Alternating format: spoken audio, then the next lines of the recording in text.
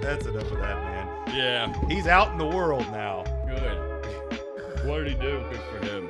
I can't remember, but I remember the story. I looked it up a while back. It was something like robbed. I think he robbed somebody, aggravated robbery, at like 16, and as a juvenile. But then they moved him to finish his sentence in prison, and then apparently he did a bunch of other stuff while in prison, most likely rapes and murders and stabbing. Because there was other stories we talked about stabbing people. But yeah, rapes, murders, and stabbing kept him in prison an extra 30, Things you'll do for booty. an extra 30 years on top of his first 10 he got. Well, that's an update on Fleece. Yeah. This is Kooks, Cranks, and Iconoclast podcast. Oh, yeah. Pause. Time out. I Time forgot out. about that. And- I get too, but not more important than water. No, definitely not.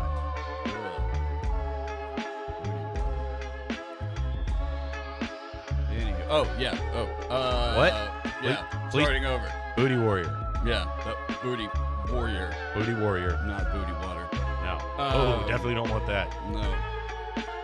Hey, everyone. Welcome back to... Oh, these fuckers. Sorry. Welcome back to Oh, this Kooks, is these? Cranks, and Iconoclasts. We're back. We're rusty. Yeah, we are very rusty. Been out a couple weeks. Sick. Tired. We're just coming our way out of Tired. winter here. Yeah. The winter of Mike's discontent. Severe depression. Slight flirtation with radicalization. We'll get into it. Anywho, yeah, I'm the host, Mike, and as always, I'm joined by my co-host, Spencer Lowry. Christopher the Booty Warrior Wells. and today is our final goddamn Lewis and Clark episode. I know all you listeners out there have been, Yeah, aimlessly wandering around, been life waiting hanging for this on conclusion. a cliffhanger of what's Wondering going on. what happened 150 fucking years ago. Yeah, Well, who shut them down? Why aren't they telling the The- truth about what really the happened? wait is almost over. Where have they About to find been? out. So yeah, we're gonna get into it. We're gonna close it down today. But before that, as always, we're gonna do a little what's weird this week.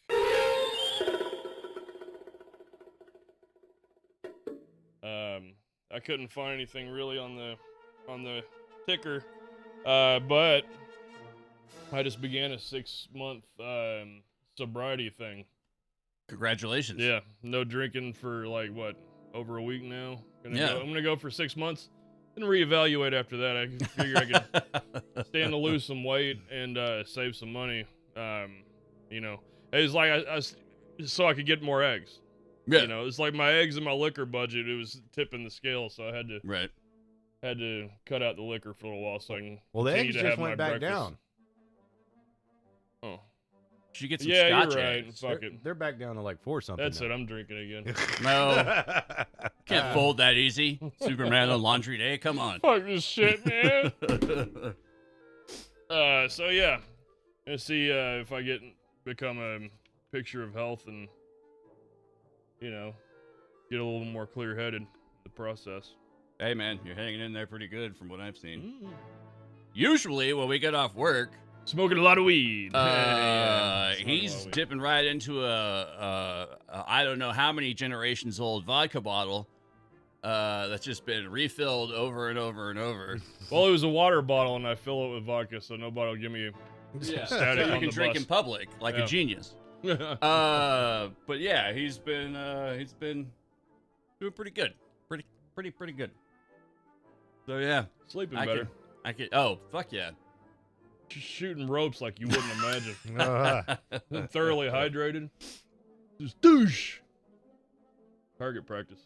Nice. Anywho. I guess that's it, huh? Yeah, that's weird. Yeah, I guess That that is is weird. That is a little weird. Yeah, you've been drinking for a minute. Probably, Yeah. probably good to take a little break. Yeah, if nothing else, the tolerance breaking. Who knows? Maybe after 6 months, it's weird. I've noticed I'm not really getting cravings. It's like when I get off work and I'm walking to the bus stop, my hand starts itching for the bottle, But other than that, like I don't, I feel like, maybe I don't know.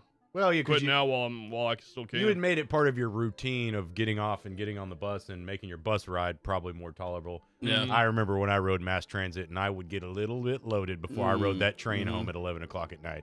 Oh yeah, you know.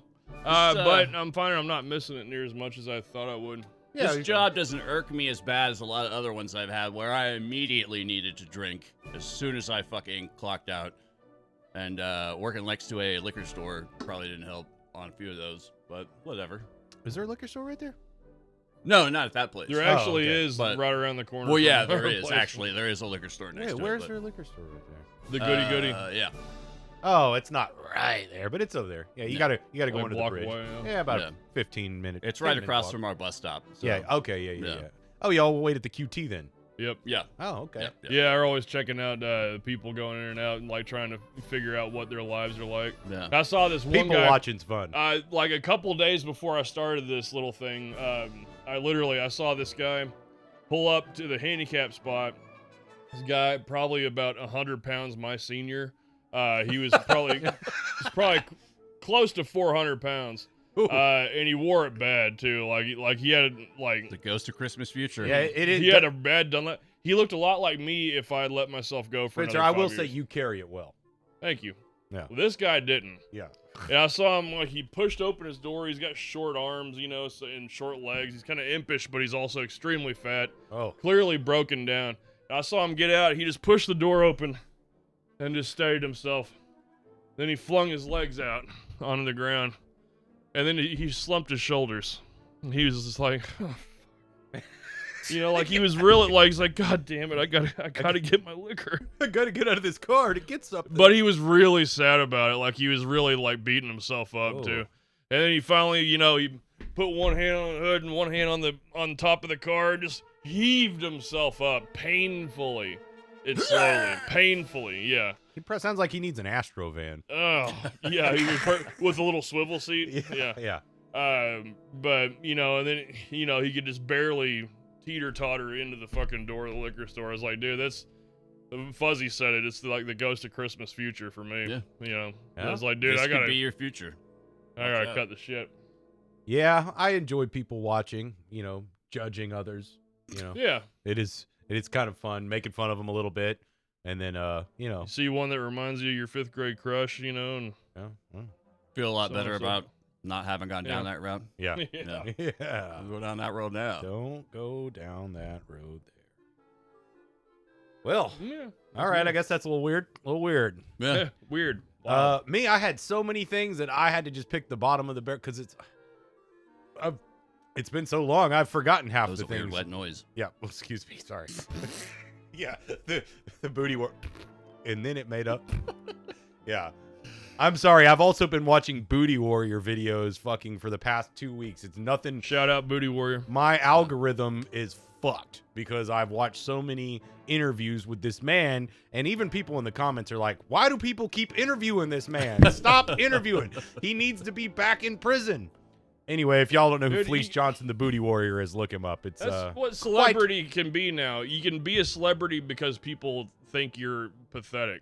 You know, it's like the mukbang videos. It's like they want to see the pathetic piece of shit. Yeah. You know, it's like there's no, you know, they don't respect him. You know, he's a celebrity, but he's not respected. I think once again, it's about making you feel better about yourself. Yeah. It's like the freak show Just like appeal. I said, watching the people. You Yeah. watch the people, you judge them. Yeah. It's like the freak show appeal of modern reality television. It's just like, Jesus, at least I'm not these people. Yeah, you don't need the TV. You can just go outside. But I'm here to tell you, folks, it's not a competition.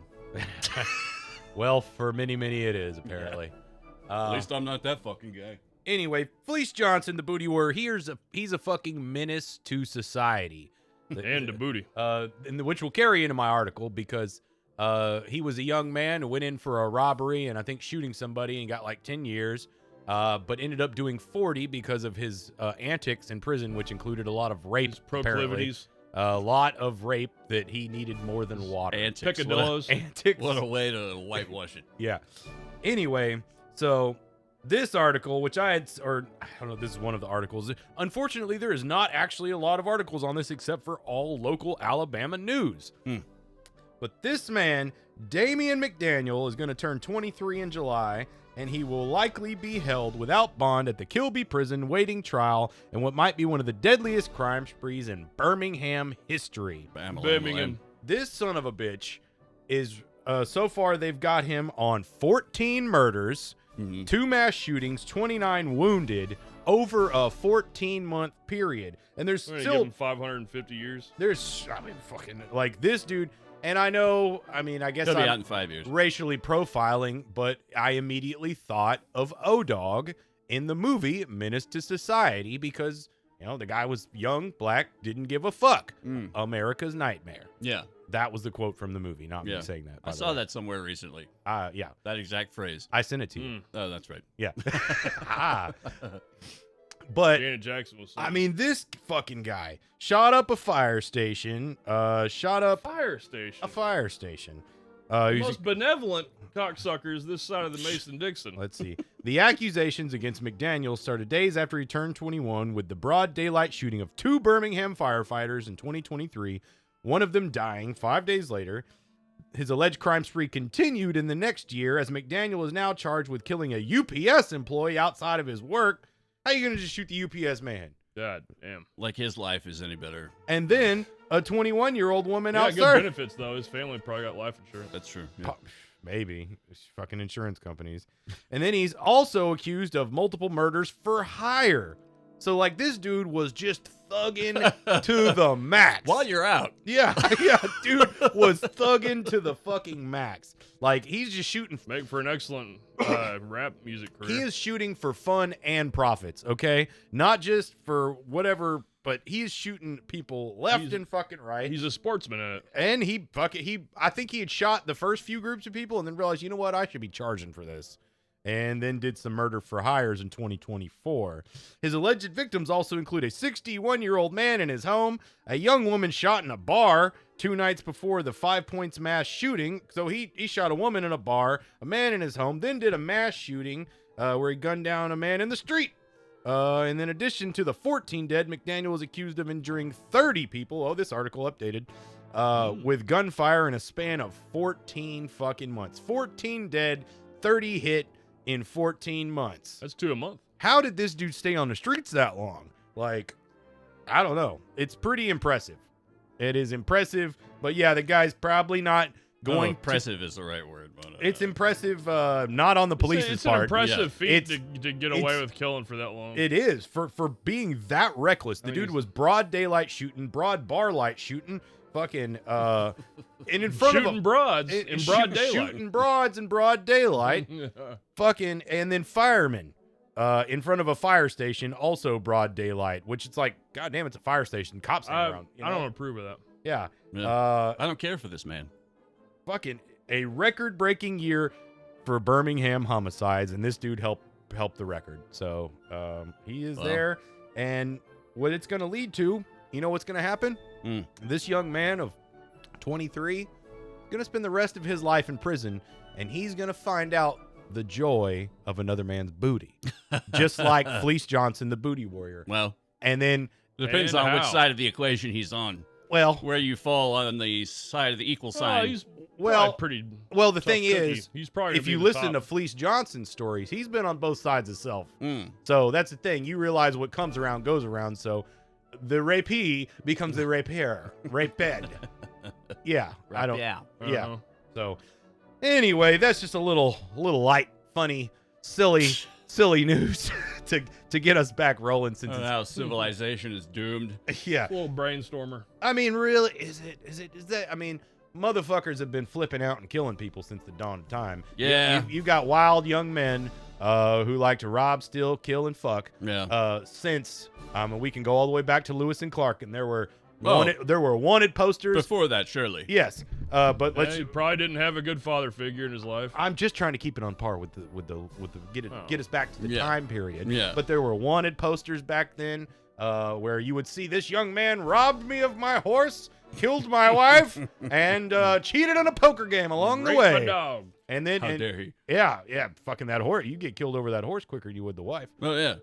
That's a truck, a child, and, a pet, I guess. And possibly a wife, depending on Yeah. how you feel about Yeah. it. how long you're out in the boonies. Anyway, Well, yeah, I had something I was gonna do. I just watched the most god awful. It was just Mike's birthday. Oh yeah, I'm 41. Yep. Hence why I mentioned severe depression earlier. Ah. No, yeah, I watched this thing about this group called I believe it's called the 476 cult. It's an online cult about they're all about 476 chicks with dicks. it's worse than that. It's like grooming and getting people to hurt themselves and blackmail and I just heard about that the other yeah, day. it started not too far from here actually. This fucking 16-year-old kid started it. But you know what? The more I thought about it, I don't want to give these assholes the time of day. So fuck all of them. I hope they burn in hell, whatever passes for hell these days and times of ours. Yeah, no, I was going to throw out a word for the day, and that's radicalization. And I've been noticing more and more when I get in these moods that radicalization seems more and more like a good idea. And I don't mean You're almost ripe for the picking. yeah, I'm not like subscribing to any, preconceived already out there thing like Uncle Fuzzy turned into Uncle Ted over here. Yes, the whole Unabomber joke, it's becoming more and more apt later in life. I found that I have sort of glommed on to the saying that for evil to prosper, good men do nothing, and I feel it more and more in my life, and it's part of the reason I wanted to start a podcast too, but I don't know, I just I'm fucking sick of it, and I'm just I can't do it anymore. And so you're gonna probably see a change in, I don't know, some of the stuff we talk about. But I can't like mire myself in these certain worlds anymore. So yeah, I don't know. I like that whole thing that I watched earlier was just I can awful. mire with the best of them. Oh, hey, Muck, Meyer, fucking, I got stories. I've been there in both, and I don't know. It's time for a change. So, yeah, I'm not gonna talk about these fucks. I don't want to give them the time of the day. Are we going to track down unicorns now?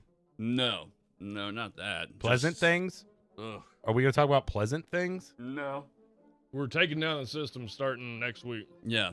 Oh, yeah. Yeah. If you see some news about maybe a mega church getting burnt down, not with people inside, or let's say a credit building being bombed, not with people inside. So you're saying I should start pulling out all my old recipes for homemade explosives and firearms? Yes. And call him Okay. my criminal informant Okay. guy. I can tell you where on He's about Temu to snap. He's about to snap. to get unregistered machine gun parts. Yeah, we can do that. I can do that. Nah, no guns.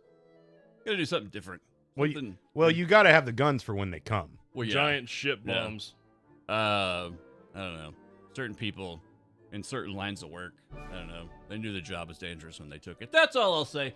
But yeah, moving on. I don't know. I just I can't give these assholes the time of day. It's like I've been wanting to do like a Nazi occultism fucking thing for a while, but even then, I just am sick of just seeing it everywhere. I don't know. I'm hanging out in the wrong places, I guess, online. I don't know. But yeah, I need our listeners, who are awesome, by the way, and the people who keep us going. They're the ones who make us not just three weirdos yelling into the void. So please, if you've got any I don't know, recipes for finding a better life, and Let's go take a walk in South Dallas. yeah, something. I don't Seriously, know. I found a bunch of fun shit in South Dallas. If you area. guys know like the little things that make life give it that zhuzh that makes it worth to keep on going, fucking let me know, because I need all the help I can get, especially lately. So yeah, Birthday blues. yeah, it's cyclical. That's what it is. Fucking, I get this way every so often, and just I get that way for the couple of weeks leading up to my birthday. too. your yearly midlife crisis. yeah, basically, and it's gonna happen 7 or 8 more times before I just stop giving a fuck completely. And I don't know, when I hit a certain age, I have a plan, not like a violent Unabomber plan, but just I don't know, let's call it retirement. Shit a cane. Yeah, here it comes. So yeah, but don't worry about me. I know this sounds weird and left field, but this explains the last 3 weeks of being off and fucking just, I don't know. integrates with being sick and fucking which one comes first, chicken or the egg thing, because every time I get fucking sick, I'm sitting around being depressed because I can't do anything. So You do need to go out to the woods. yeah, I do. You need to go out, touch some grass. Literally, as they say, touch some grass. Yeah. Go camping. Go out to the nature. I need to go find the Bigfoot people. We should have a boys trip, camping Off trip. the internet. Yeah, there's no good place to be on the internet. No, yeah, it's a swampy morass of just fucking horribleness and Well, you go out to Purtis Creek State Park. except Camp. this show. Yeah. Oh yeah, I guess technically we are on the internet. Yeah, well, we're a comedy show. Yeah. Quote We're the unquote. one buoy floating So- in the bay of shit. So yeah. Fucking Christ. That's my what's weird this week, and I know it was super weird. I don't know, fucking whatever. But Yeah, Y'all, Please tell y'all us send what you Mike a really love think, letter Mike. for his fucking Yeah. birthday. Could you just let the boy, just let the boy come, think of the children. come hang out with Send your us some grandmother. crypto. And Send them a dick pic. The Send them children something. are psychopaths as well, I might add. They're part of the problem. Yeah, those broccoli-headed motherfuckers. God damn it. Ugh. the Anywho. Edgar haircuts. That's what's weird this week.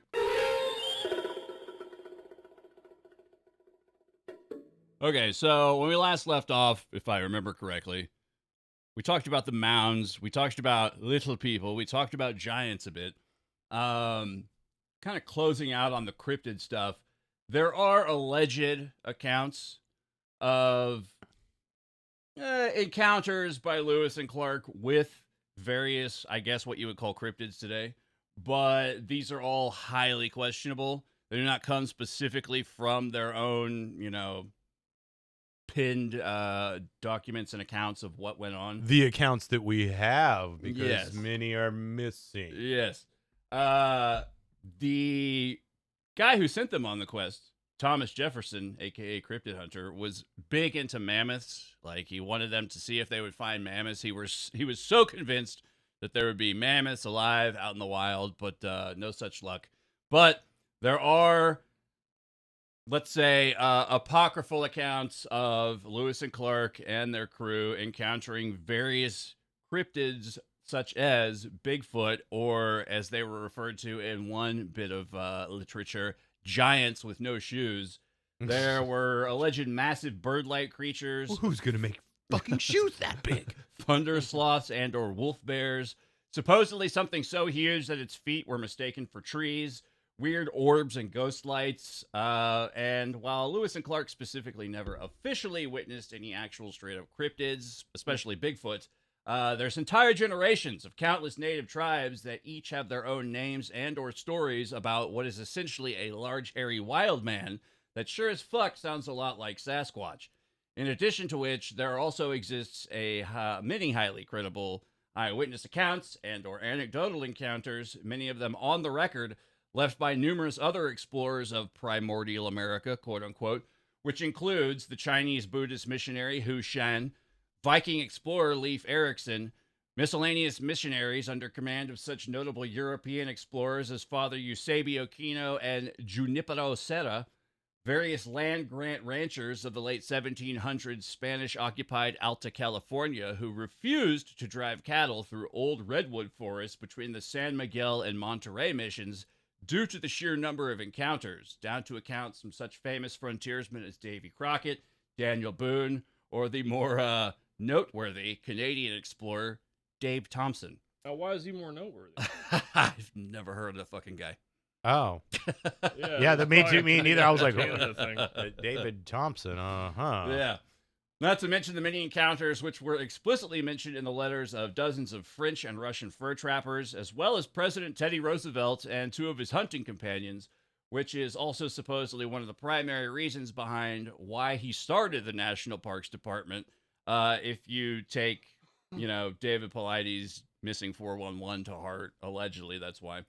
Also, possibly worth noting are all of the many mentions of sightings, encounters, and even extended interactions between early explorers of the New World with what have predominantly been called, quote-unquote, giants, most of them supposedly being of the cannibalistic ginger persuasion and ranging between 7 to 13 feet tall, while simultaneously being described as engaging in behaviors ranging from bashful to belligerent to beyond monstrous and oftentimes awful smelling and hungry, ornery, or straight up horny. Even more intriguing, Sounds perhaps, like me at 2 a.m. at the bar. Am I right, folks? It was blurry the whole time, but that's just because everyone's been drinking. Hmm. Even more intriguing, perhaps, is the fact that throughout independent instances of immense and humanoid pseudo-simian entities potentially hidden amidst the fringes of civilization and occasionally making themselves known to most humans through either completely random and unintended accidental encounters out in the wilds or, more often in the context of some worldwide archetypal monomythical folklore or primordial horrors, potentially transmitting intergenerational / epigenetic subconscious trauma via systemized genocidal, psychosexual, predatory warfare. What? That's just a bit of a hint towards something we're going to view later on down the road, though. I don't know. Just thinking about this, I've just thought about it from this angle. Like, how many other just random ass grizzled dudes left the East Coast on foot, just going west, and that were out there before Lewis and Clark? Yeah. Because I know it's now and walking is easier, but I just Google mapped how long it would take me to walk from. I just put in San Francisco, West Coast. Right. 28 days On foot? on foot. Huh. I mean, but that's solid walking. Yeah. So let's just say 2 months, 3 months. But fuck, you get your average fucking polar bear man, or fucking from he lands. Some European man comes, lands in fucking New York in 1870s, 1880s, lands there. It's like, you know what? Fuck it. I'm just trying to get the fuck away, and just walks west. And Forrest Gumps it. What is all that shit he's gonna see in between there? Yeah. How much of this uncharted land, how many random dudes before Lewis and Clark were actually out that way, but they didn't get reported because they were just grizzled fucking mountain men, or became grizzled mountain men. They could have become the Sasquatch. That's true. All I've those complained about them getting home from the fields. They're one done. Too many times. They're done. all those French and various European fur trappers. Fucking yeah.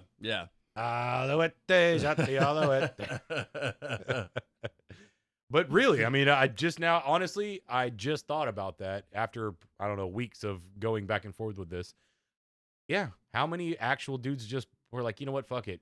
I mean, of course, they had the threat of Indians and getting murdered and stuff. Oh, yeah. But, one dude out there is not a threat, and maybe the Indians let him pass. How many dudes just rolling solo already made it out there before Lewis and Clark did? Yeah, maybe that's the fucking Bigfoot that people see later on. The Bigfoot, or just, I mean, fuck, You just went native, so to speak. I'm just really curious what those guys Stop saw. shaving his bush.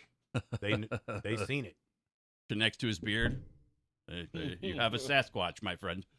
Yeah, one of the other reasons, or let's say things to keep an eye out for that Thomas Jefferson specifically told Lewis and Clark to, keep an eye out for, was a specific group of natives, let's say, called the Mandan. I don't think he knew they were called the Mandan, but he knew that there had previously been Welsh explorers to the Americas before Columbus.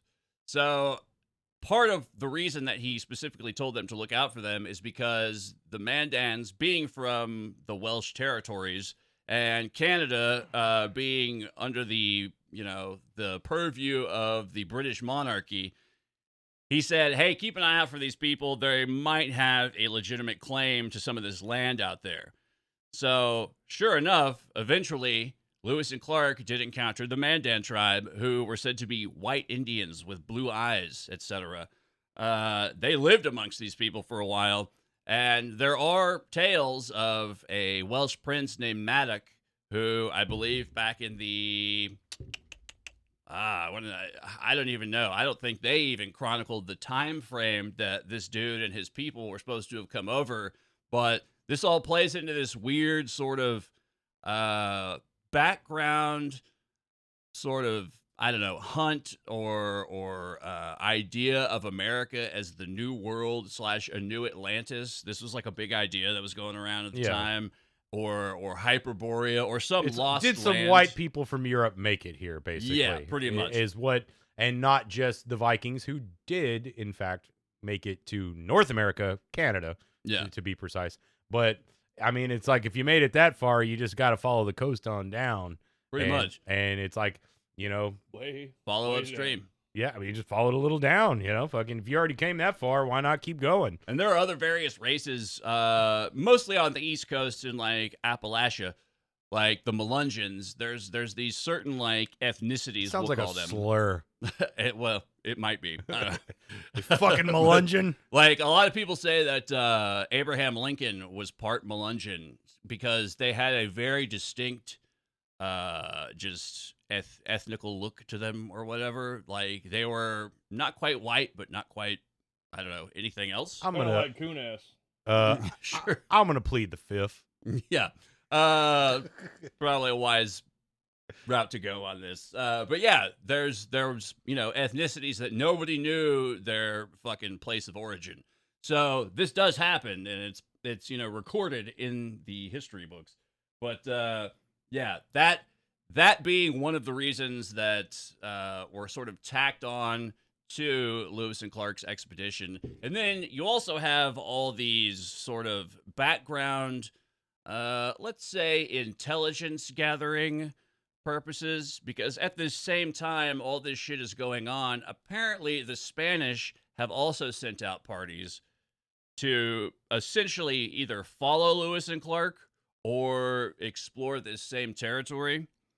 So Try and get there first. yeah, yes, exactly. And like it's a whole One-upsmanship. cocksmanship, if you will.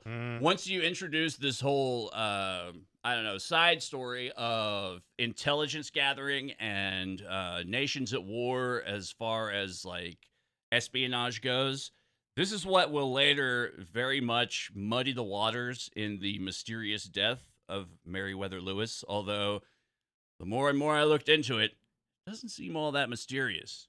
However, before we get into that, one of the main things that allowed historians to follow in the footsteps of Meriwether Lewis was the fact that they were treating rampant syphilis with the use of mercury. And that's not right. Yeah. They were actually feeding the mercury and they found it in like fecal deposits, for lack of a better word. Huh? Yeah, and this allowed historians to You later get mercury from shit. Oh no, they found the mercury. found the mercury. That's in the how shit. they knew. They're like, using oh, mercury. okay, these motherfuckers must have come through here. So, in Bunch order of sinking to turds, no floaters. yeah, in order to with get a better mercury. grasp on just how rampant the syphilis was, I'm gonna kick it over to Spencer.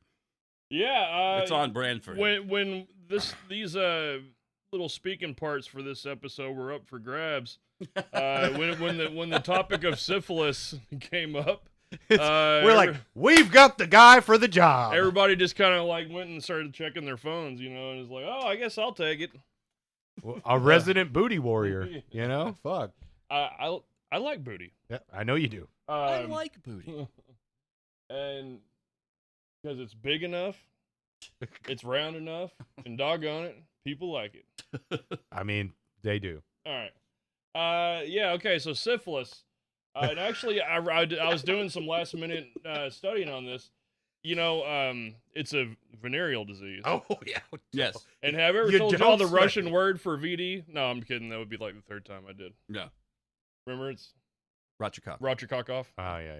That would have been the third time I popped that up. Yeah, You know, venereal Good thing I disease Yeah. gets its name from the goddess Venus because of all the fucking.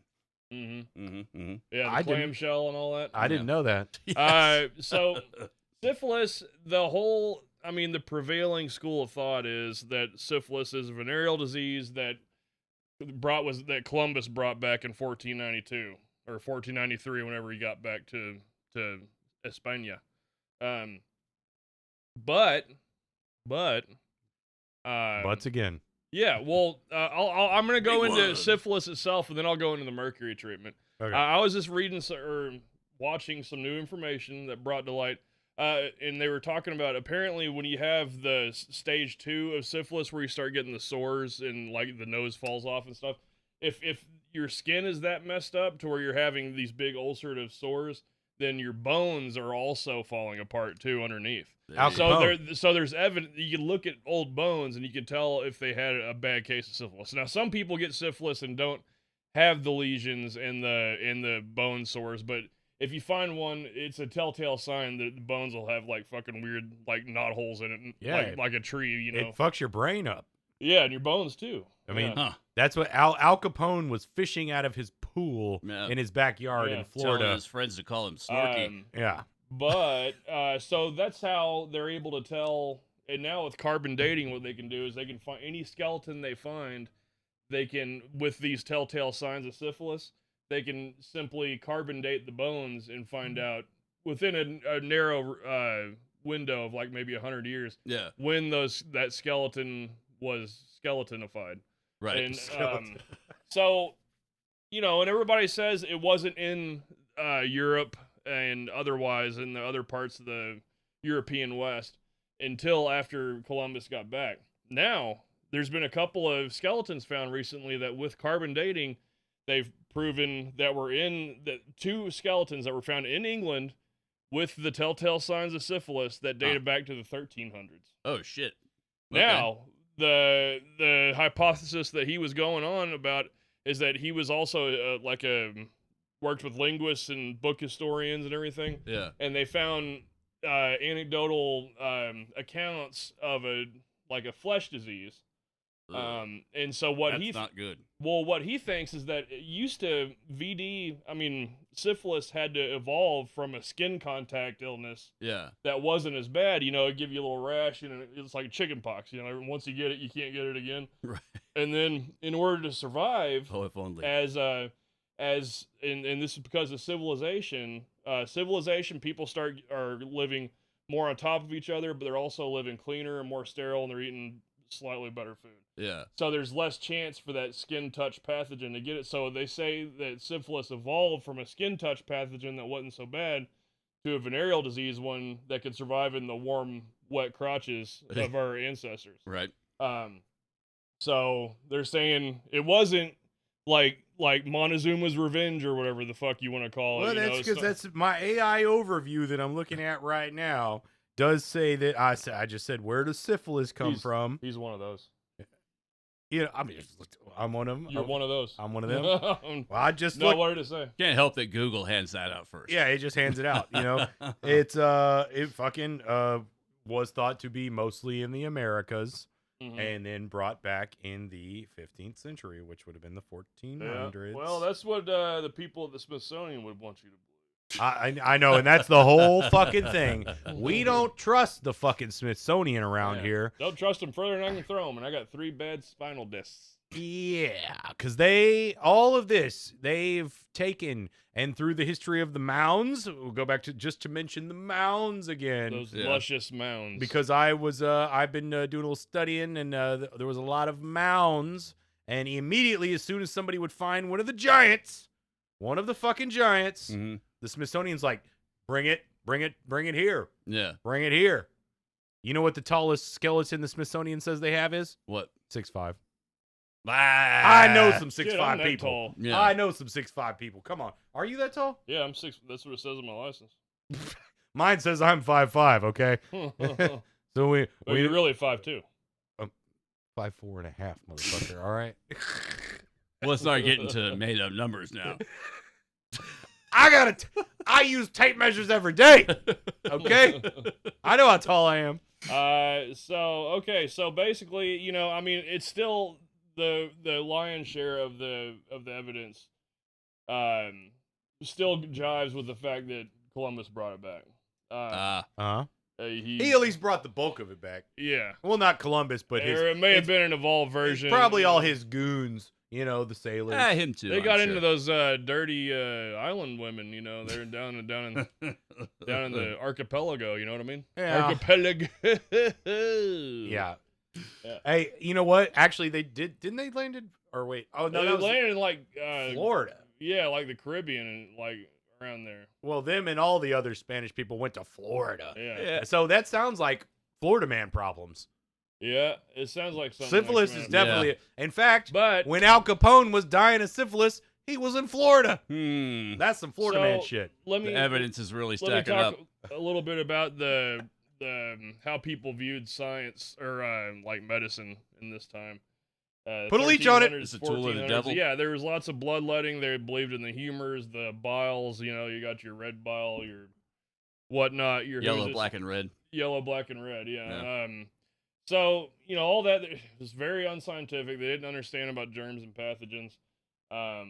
And so, one interesting way I heard it talked about is that they used mercury. They almost didn't. They almost knew that it wasn't working, and they almost knew that it was doing much worse. But what it would do is it would be so toxic to the human body that it would slow down the process of the So syphilis. it's kind It's of like chemotherapy. it's like an antiviral, but at the same time, it's still killing you. Yeah. It's basically what chemotherapy is, yeah. except chemotherapy isn't as bad for you as mercury. Yeah, it just kills everything. Yeah, I mean, the mercury would make you lose your hair, make your mouth fall apart. You know. okay.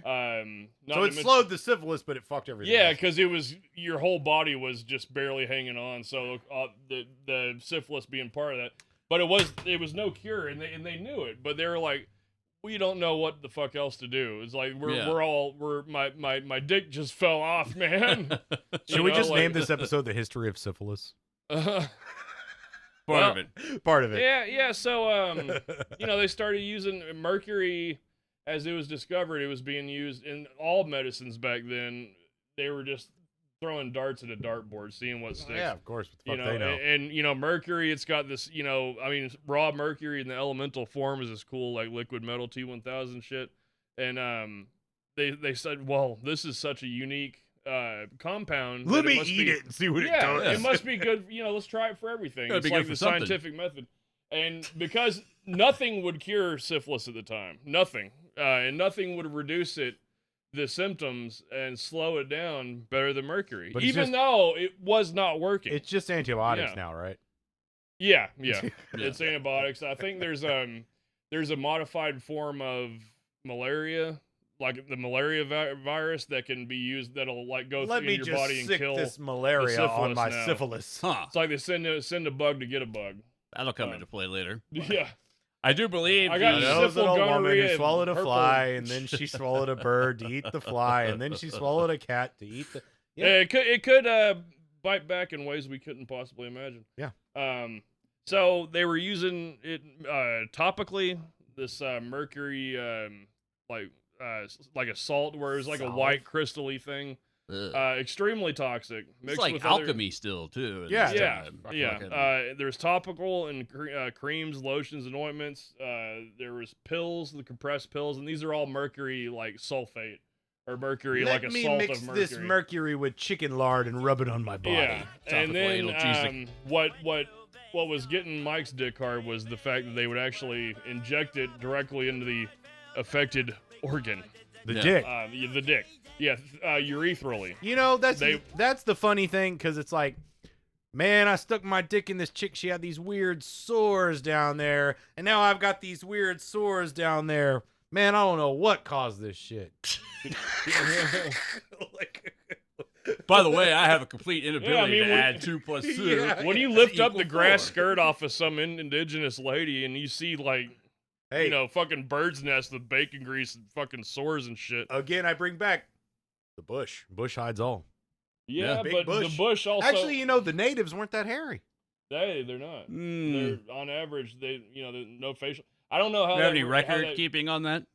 I haven't seen very much native bush. All right, I'm gonna make a coffee table book called "The History of the Bush." I'll have to do a lot of research. The Merkin chapter will be really exciting. Well, Wow. big bushes do have. Oh, Merkins was to hide syphilis.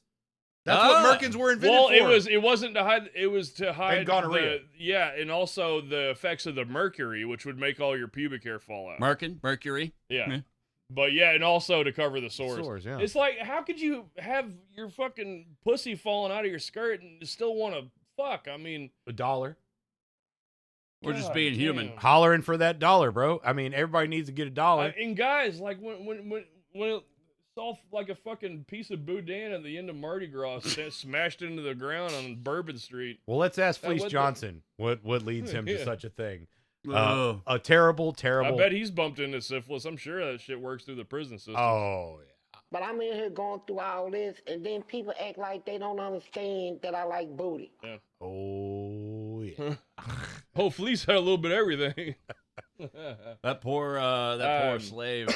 So yeah, Ugh. of all the 3 different ways of administering this mercury, the worst would probably have to be the urethral insertion. Ugh. Because let me tell you about catheters. Urethral insertion of anything.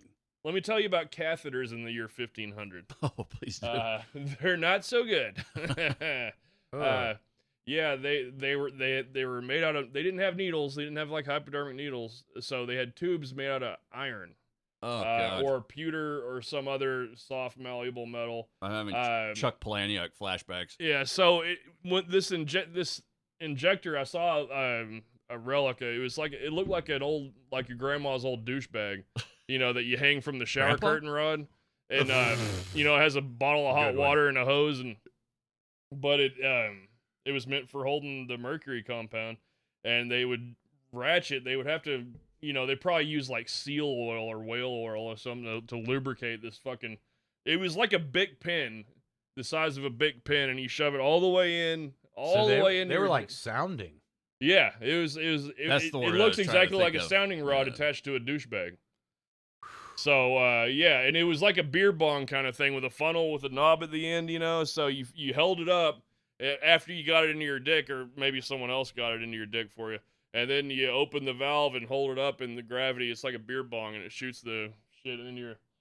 I mean, how does that go? I don't know. I'm lucky I made it through all my single life years Hey. without having to get where the STD test where they shove something down your pee I hole. never had it either. Yeah. So Man. I'm Well, lucky I'm a married man now. it was such a Jesus. commonplace thing, the use of mercury to treat syphilis, for a couple hundred years there, basically from the 1500s until the late 1800s. Yeah. That people, like, Never it seen it wasn't on Deadwood uncommon and for, stuff. for like, fur trappers and mountain men outfits to have this hardware on them, and the medicines on hand to treat this VD. So, so you could last another couple of months before it takes your life, and you keep catching beaver, pelts.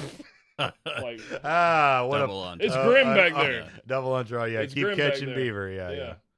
And much like a beer bong, I'm sure it caused many regrets about sexual encounters that Ooh. took place later. Yeah. Yikes. Yeah. Yamahama.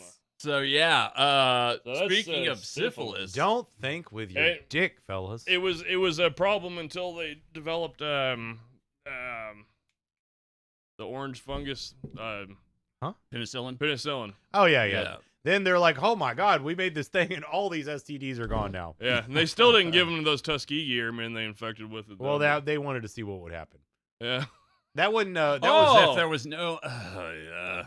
wasn't that sickle cell? No, they No, that was syphilis. Oh, syphilis. too. Yeah. They had the cure for it. They told them they were giving them the cure, and they just didn't. Well, yeah, it's called a Placebo. placebo. Yeah. Yeah. Yeah, Ugh. they were not the control group. Another shameful era of American history. And it's still not over. Yeah. Well, syphilis, by chance, just happens to be one of the many diseases that Meriwether Lewis was tackling after he'd come back and become governor of one of the territories that was purchased in the Louisiana Purchase. He was also said to, oddly enough, be tackling malaria. So maybe this is one of the reasons that he was sort of hanging on for a while. It was like, I don't know, Three Stooges trying to fit through a door, and they just stop each other. So the malaria and the syphilis are fighting each other. But he's also said to suffer from severe depression, alcoholism, and he was probably using some kind of opioid as well. Mm-hmm. So his death Would at have been the laudanum. yeah. So what do you have to die for? Well, see, that's the thing. That it might be suicide. It might be oops, I drank too much. Yeah. He was probably fucking shit house wasted, got depressed, syphilis. His dick was burning on fire. His butthole's not far from there. He wasn't having a good time. He did like the Cider House Rules, where he just smashed the. Look, there has been some Easter times in my runners. life, in modern medical times, where I'm like, oh my God, what have I done to myself? And this dude's in the 18 fucking somethings. He was how old? Was he 40 something? Let's see. It was 1804 to 1806 was the I want to say he was just in his. the 30s? expedition. Yeah, Yeah, he couldn't have died been- at 35. He died Good. at 35. Oh, that's a really troublesome part of your life too. Like, Yeah. Your 30s. Like, I'm not young anymore. I'm not young anymore. 40s Well, especially on the- back then, you were like, damn, you're dead. Yeah. Fucking. So he was probably going through some things, and he's an alcoholic. Probably also hooked on laudanum. Hey, some of my best friends are alcoholics. Yeah. Well, here I am. The thing, yeah. And not adventuring anymore either. I think had a big, like, he's like, I just work a desk job as a fucking politician. Damn desk jockey. That's the thing. He lost the glory, went through some hard shit, fucking, and yeah, he was just a drunk and I probably used was to be somebody in this. just fucking wasted. I mean, that kind of explains all the missed shots. It's like you're drunk Yeah. and trying.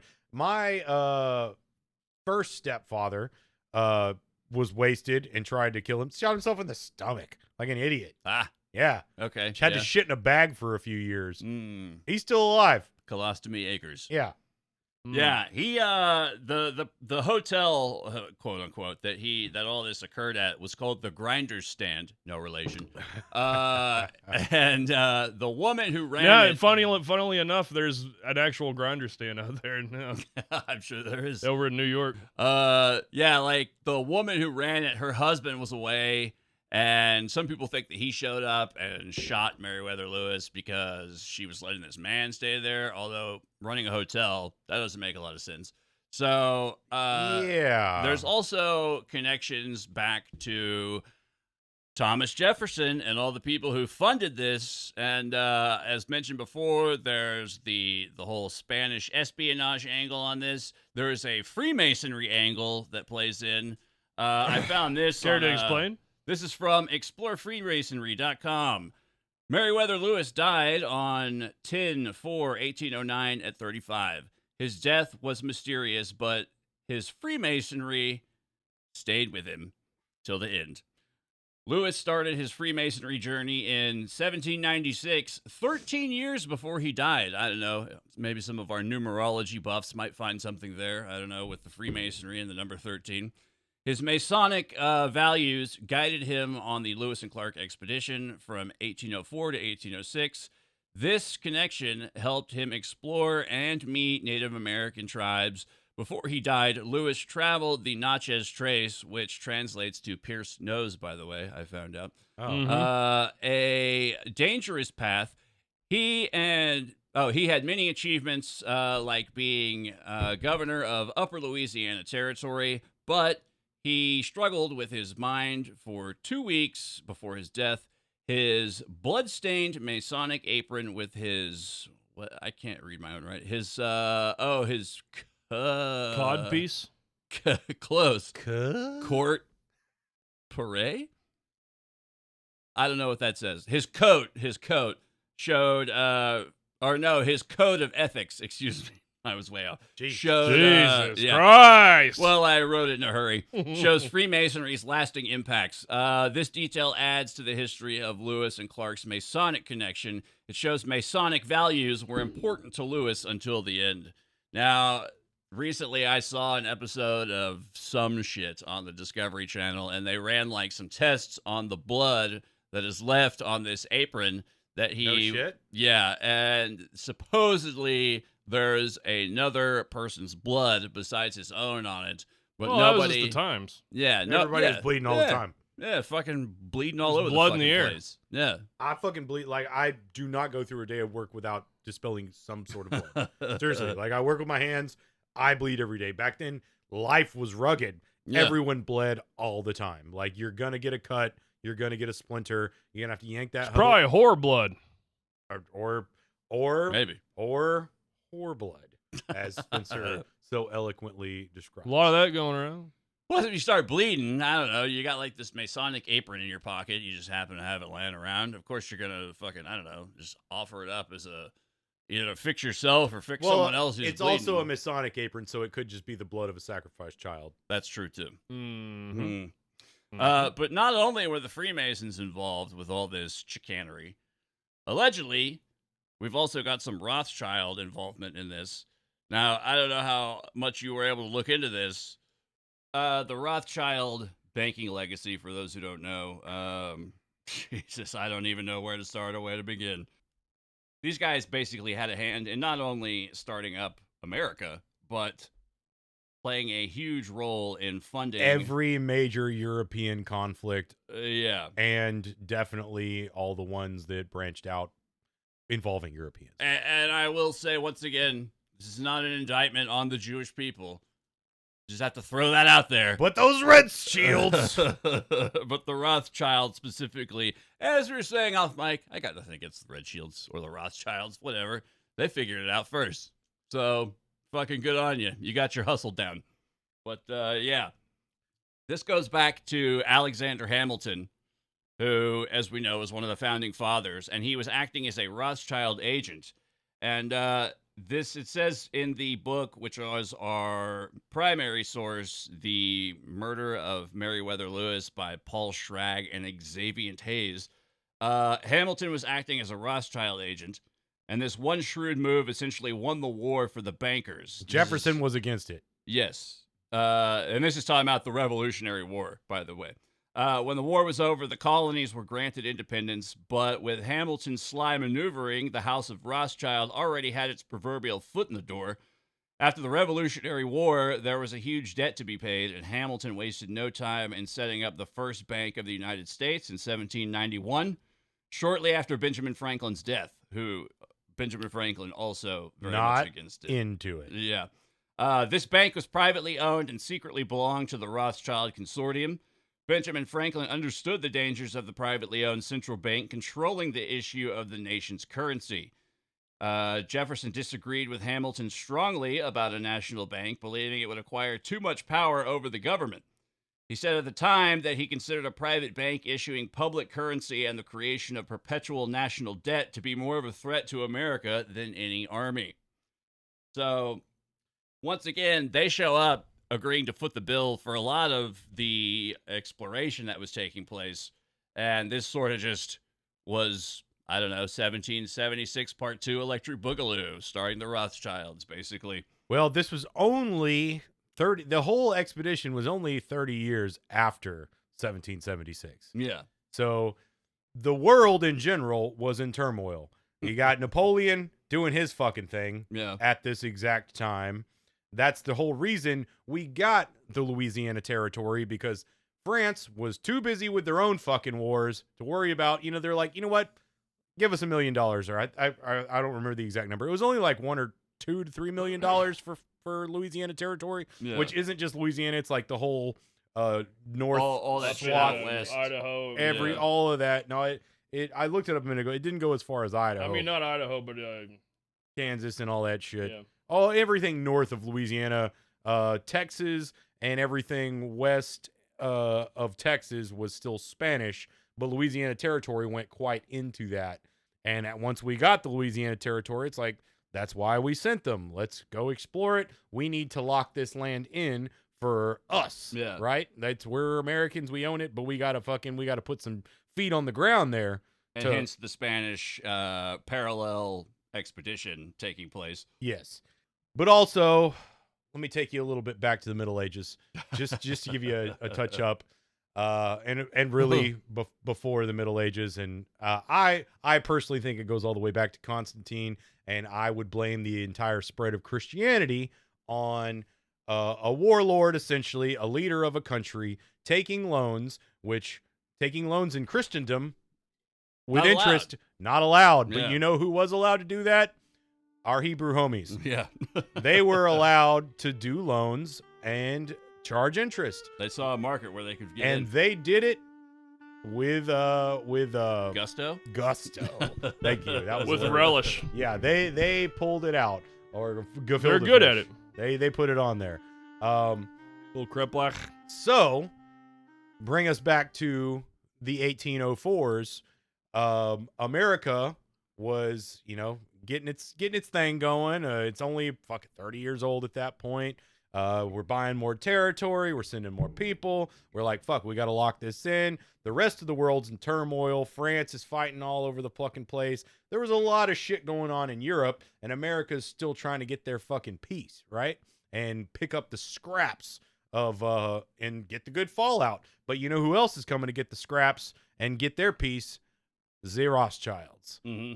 who had already established the Bank of England at this point and realized loaning money to governments is the way you are guaranteed to get paid back with interest. Because you could, I could loan this fucking farmer some money to, have his farm for a little bit longer until he fails. Then I own his fucking farm because he fails to make a fucking payment. But, let me just do that with a country. Yeah, well, it works in micro, works in macro. Exactly, and it works better because you are guaranteed the spoils of that country in perpetuity. If that country fails, sure, you own it. If the country fucking thrives, you own it. So it's a good business. It's just good business, honestly. I mean, really, you loan. Can't lose. The generations upon generations of anti-Semitic conspiracy theory that we still have today that plague, conspiracy theory. This is what it all boils down to, basically, is that, and this shit is ingrained in America's origins. So not just America, Europe, and and like I said, I personally believe, though if there's not full evidence, there is some, goes all the way back to 0 year. Okay, all of this, the spread of Christendom, I believe, was just because somebody borrowed some money, and how do you get good in with these people that have Abrahamic law? You pick up an Abrahamic religion that at least goes along with it. Anyway, I digress. That is my own personal pet theory of why Christianity has fucking ruined the world. But you get the banks involved, and fucking espionage becomes even more of a given. Because this is all shit that nobody, I don't know, economics are so intrinsically tied to survival of life. Yeah, basically. Really. It's inextricably interlinked with every aspect of life. So this is just more muddying of the waters as to what or who could have been behind Meriwether Lewis's death. Although, once again, I got to say that suicide's looking pretty good. I also, as the skeptic, believe he probably just fucking killed himself. Yeah. And best case scenario is just some other dude he fucking pissed off, drunk in a because he was just like drunk in some fucking like house of stay. What do you like a hotel hospital boarding room, a boarding house. Fucking house. Yeah. He was in a barn. He was paying to sleep in a barn the night he was fucking. No, killed. he was in the nice hotel. Everyone else stayed in the barn. Oh, yeah, whatever, But no, they said he ended up in the barn. He was, like, bleeding out in the barn. Yeah, he came out later, because they talk about he had slashes to his neck. And they're like, you making a mess of the hotel. Get your ass out to the barn. Like, this just seems like a failed suicide left and right. I don't know. I had my suspicions at first, but the more I heard about, the drugs and the disease and just the regrets over the way things had gone in his life and just sitting at a desk job after adventuring for so long and fucking being the big man. And I can kind of identify with that. Yeah. So, and I don't know. It makes a lot more sense. Yes. But see, as far as the murder goes, I don't think they didn't have anything to do with it. But as far as funding the expedition and funding the country as it was growing, yes, the Rothschilds definitely loaned some fucking money, and they got theirs back because in the process of loaning people money, you have people that owe you, and when they owe you, they do what you need them to do, which will further make you more money. So they were able to get in there, they're like, yeah, I'll loan you some money to send these guys on this expedition because, hey, they might find a way to make me more money, like some fucking gold mines, some silver mines, just land in general, because land is worth fucking money. Oh, yeah. They ain't making more of it. And in the process, you know what? Hey, you guys die. You know what? You still owe me the fucking money, and I'm going to get it no matter what, because you're going to pay me interest and you're going to need more money later. That's why when you're a loan shark, you break people's legs. You don't kill them because a dead person can't pay you back. Yeah. But for those in junior finance who may be listening to this. Yeah. But see, so much is cast, like with all the espionage and the finance and everything, like it muddies the waters of the death scenario. And not only that, but in contention to the records We've also got this whole spiel that I found on a site called lewisandclarkjournals.unl.edu/item/lc.sup. Missing. That none of this is known for sure due to the fact that someone unknown ripped a whole grip of missing pages straight out of Merriweather's fucking journals and shit. But in addition to this, the site says, despite the quantity of the Lewis and Clark legacy in field notes, notebook journals, field journals, and scraps of diary writings, there persists a nagging question. Is the record complete? Over the years, numerous documents of the expedition have come to light, some in the most unexpected places. In 1903, Reuben Goldthwaite's, Bobcat's grandpa, editor of the centennial edition of the journals, discovered unknown Clark diaries and papers in the possession of Clark's descendants. In 1915, Sergeant John Ordway's journal and Lewis and Clark's Eastern journals were found among the papers of Nicholas Biddle, editor of the 1814 paraphrase of the journals. In 1953, Clark's field notes were discovered in an attic roll-top desk in St. Paul, Minnesota. And as recently as 1966, a fair copy of Private Joseph Whitehouse's journal, which extended the narrative almost 5 months, appeared in a bookstore in Philadelphia. Now, some of those names you might not recognize, but these are nominally people who were involved with the expedition. The site goes on to say that the gaps in Lewis's writings are numerous and extensive. They include missing days from the trip on the Ohio and Mississippi rivers from September 19th to November 11th, 1803, a nearly complete lapse from May 14th, 1804 to April 7th, 1805, only spotty entries from August 26, 1805 to January 1st, 1806, and a final hiatus from August 12th, 1806 to the completion of the expedition. The last gap can be explained by Lewis being partially disabled from a wound. In contrast to other lapses in writing, he noted at the time that he was laying down his pen. One might also include the period from November 28, 1803 to May 14, 1804, during the winter in the St. Louis area, a time for which no Lewis journal is known. Clark at least kept a rough diary during that time. In all, from May 1804 to September 1806, there are over 400 days of missing entries by Lewis during the expedition proper. Okay. Well, the thing is, so some of that, like, yeah, we were discussing earlier. Yeah. Like, oh, yeah, could some of that just, oh, they're just finding random shit here and there. Like, could it just be fraudulent fucking bullshit? But according just to this wiki, on their return from the expedition, they struggled to prepare their manuscripts for publication. Yeah. They gave them to a guy to edit. They literally just gave their shit like, here, you figure it out. It wasn't fucking published for 10 fucking years. Yeah. Later. So, but also think about it. Like, you write a lot of shit. Yeah. How much of that shit would you actually want published? Not a lot of it. Exactly. So when you're giving the shit to a publisher, wouldn't you hold back? Like, oh, you reread it and you're like, oh man, I sounded like a jackass during this.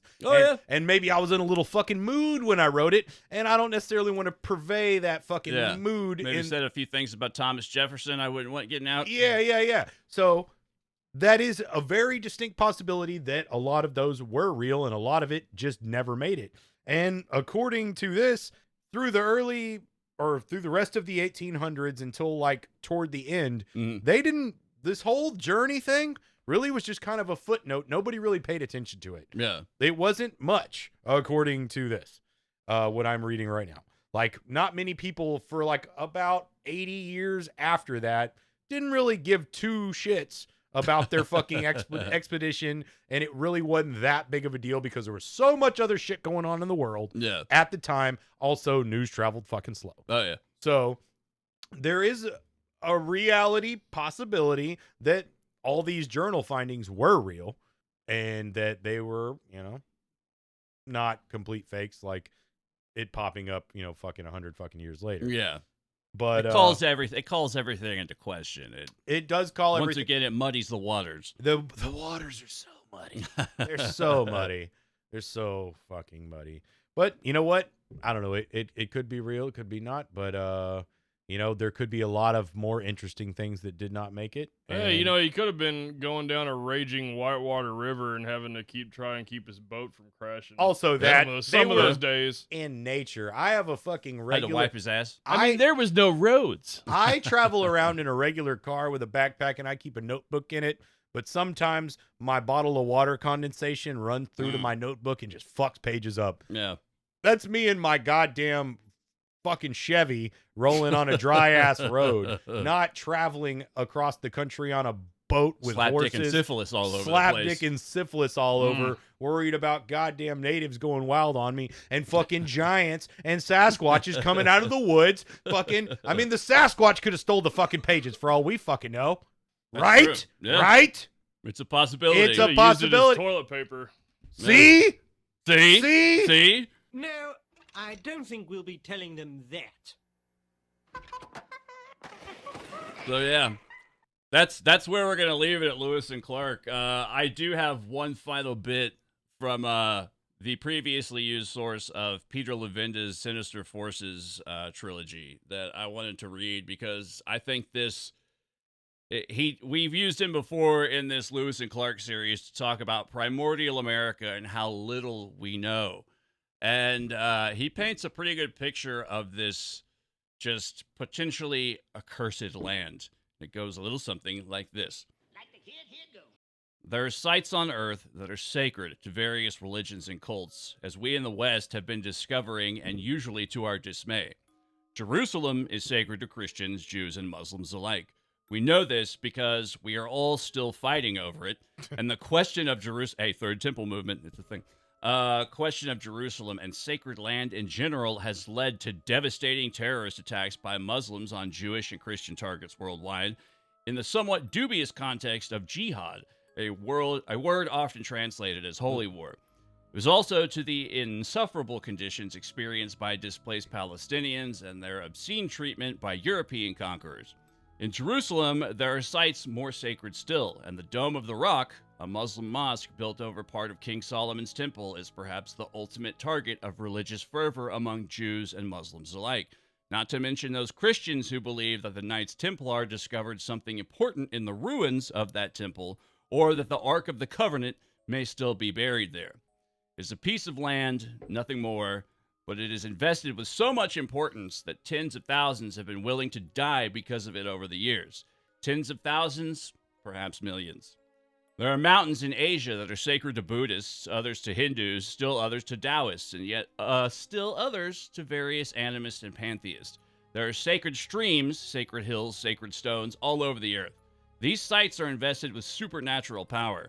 And when the Europeans came to America, they were already in place sites sacred to the Native Americans, to the Aztecs, the Incas, the Mayas, and to older races for which we have no genuine nomenclature, such as the Anasazi, the Adena, and the Hopewell.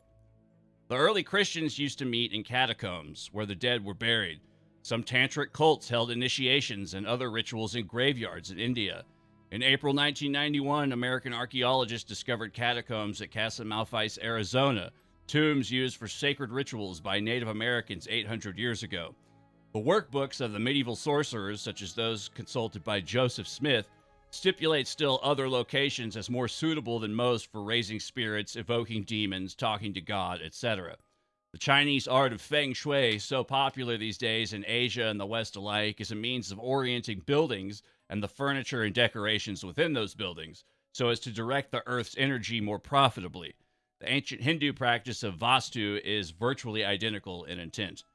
As Christianity became more sophisticated, it began the practice of building churches over sites that had been sacred to its pagan predecessors. Chartres Cathedral in France is one of these sites.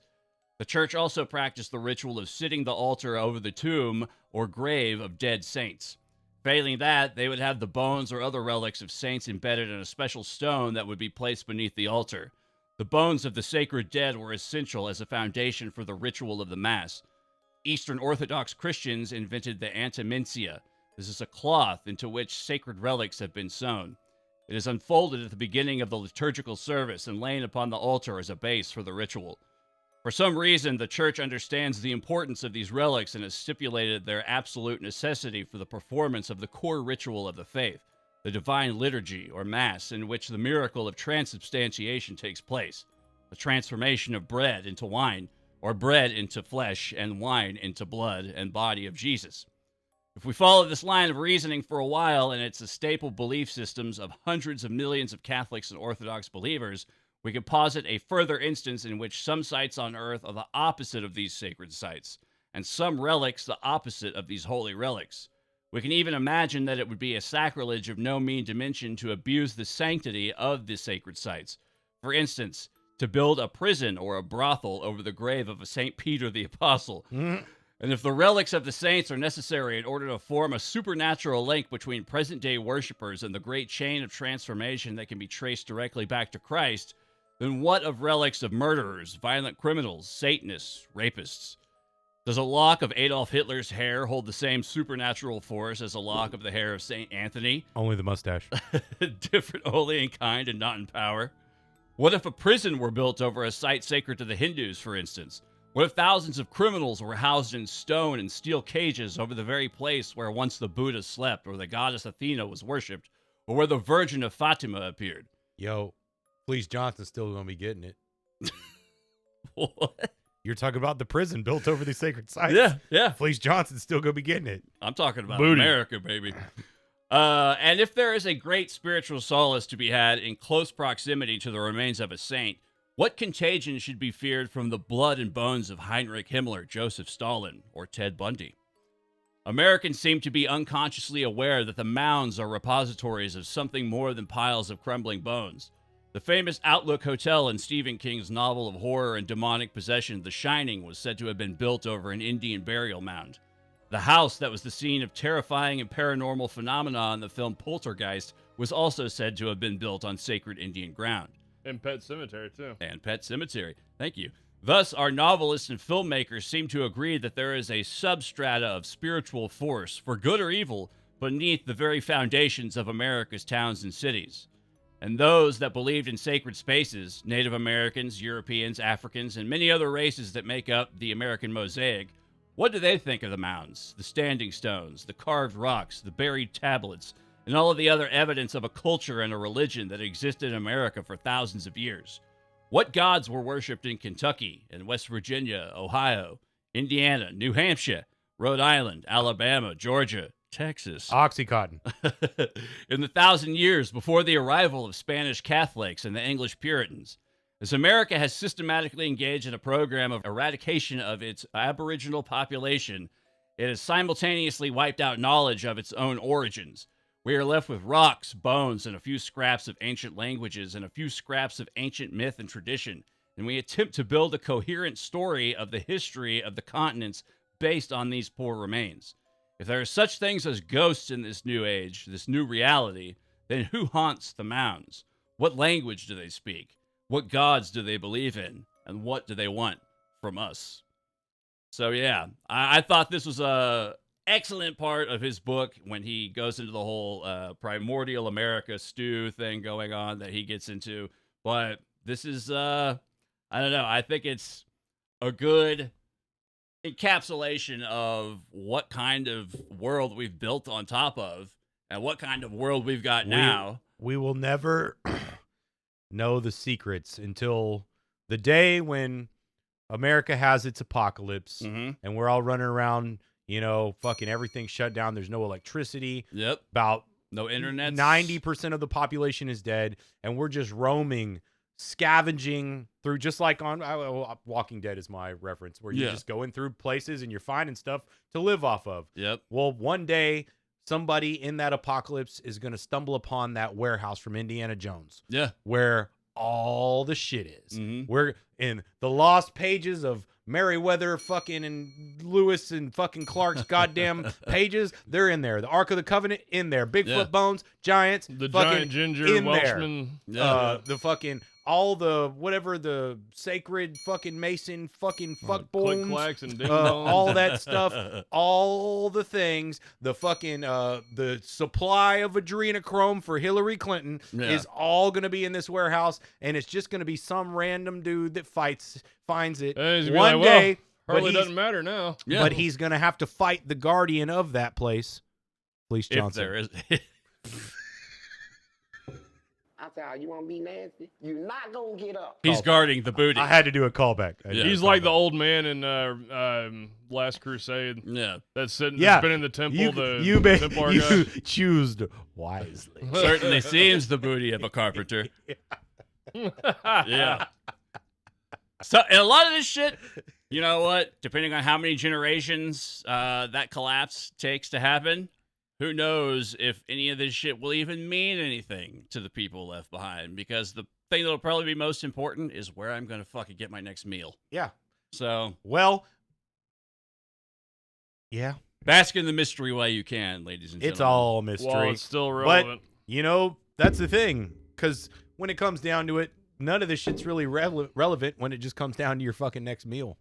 Yeah. So when you're worried about the troubles of the world, just worry about your next fucking meal and what that's going to do. And if you're going to have a beautiful fucking double bacon cheeseburger with some French fries and some sausages, because that's what we're about to do. Yeah. And we can forget about the troubles of this world for just a little while we bask in the beef melted fucking guts of fucking a cow on a processed ass fucking bun. I'll fucking eat to that. And and I don't know, there's something I got with a whole lot of MSG in it, and we're just gonna enjoy that. Yeah. Right? Raise your burgers in the air and wave them around like you And just sing don't care. fucking America the Goddamn Brave or whatever Yeah. the fuck that song is. Because, you know, Or you could sing, what was that song I was singing earlier? Like a Roni? Like a Roni. Yeah, what it's like to have a Roni. Yeah, we could do that one. That's America. to which the mystery of the Thank- mystery of its meaning is still lost to these Thank modern you, times. Lewis and Clark. So yeah, we'll be back next week with something special for our Aussie listeners. And we're coming out the rust. We've been a little Yeah, rusty. yeah. We're getting our groove back like Stella. All right. But yeah, We'll there's be gonna- playing that rusty trombone again in no time. Well, That odd that you mentioned that because there will be plenty of anal trauma in the next episode. So hope that didn't give it away for our Aussie listeners, America, and everyone else. No, you'd have to narrow it down a whole lot more than just anal trauma. I mean, because we could just be talking about the booty Hey, g'day, warrior mate. some more. Yeah, that's true. So yeah, I'm your host, Mike. As always, I'm joined by my co-host. Spencer Lowry. Christopher motherfucking Wells. I still have not recovered our Instagram. We know have what, we have the Facebook page, so get on there. We still getting some likes on there here and there. Yeah, we got that. And we still got our YouTube is going strong. Spring has sprung. I will be popping back with all the things. We will be popping back with all the things and getting more into the fucking the business. Yeah. And thanks to the gentleman and lady who gave us likes and whatnot at the dollop the other night. Appreciate it. Huh? We Oh met yeah, I got folks. some people to Yeah. subscribe on Yeah. Spotify. That, Oh, nice. I know we're it's like night and day, but It's actually a pretty good way to get clicks whenever there's any kind of podcast going on. it's true. Yeah. Glom onto their shit. Change the name of our town to Seinfeld. So, anyways, we'll be back next week with anal trauma in Australia. See you then. Bye.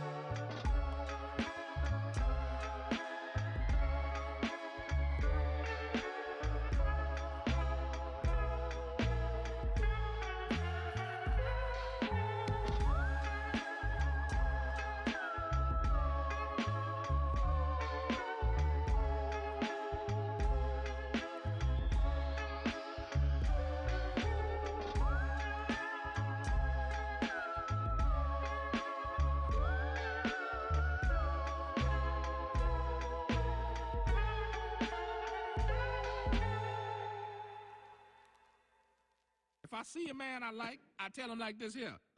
I like you, and I want you. Okay, we can do this the easy way, or we can do it the hard way. The choice is yours.